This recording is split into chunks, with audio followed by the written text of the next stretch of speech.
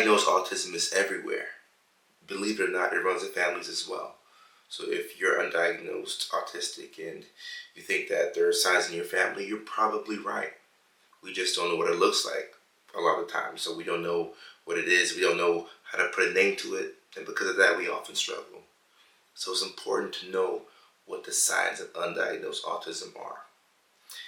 If you think about somebody who hates being touched, which is probably the majority of us, if you touch them, they'll probably say, hey, don't touch me. Somebody who's autistic and doesn't like being touched will have a deeper and a more visceral reaction to being touched.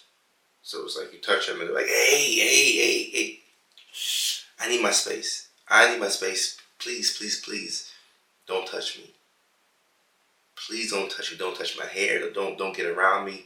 And these individuals will often go as far to getting away from other people and isolating, because you don't want to be around people rubbing shoulders and being touched.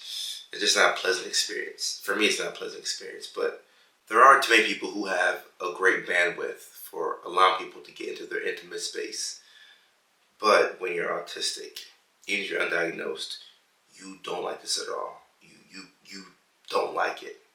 And this is why autonomy is so important for autistic individuals. I tell parents all the time, if you have a child who's on the spectrum, please don't force them to have to hug their aunts and uncles during the holidays. In certain cultures, it's disrespectful to not allow family to come in and hug you and touch you and to kiss you and get all cuddly and close. But depending on who you are and depending on how your autism is set up, you dread this. You absolutely hate this. And you probably hated it since you were a kid, but you did it because you had to. You did it because you didn't want to get in trouble. Another sign of undiagnosed autism is somebody who has an overwhelming amount of anxiety when they think about being in social situations. So this is not the person who has to do a presentation at work on Friday and it's Tuesday, so you're a little on edge. No, this is the person who has a big social event in 3 weeks from now, but you don't have any peace right now today because you keep thinking about how you have to go to this party in 3 weeks from now, and you're going to be around people and it's going to be loud and you're going to hate it, but you're being forced to go because it's a work event, or you're being forced to go because it's a church event and your family goes every year. This brings you an overwhelming amount of anxiety, and you often go to great lengths to miss these events, whether you fake being sick or whether you go and you hang out in the bathroom.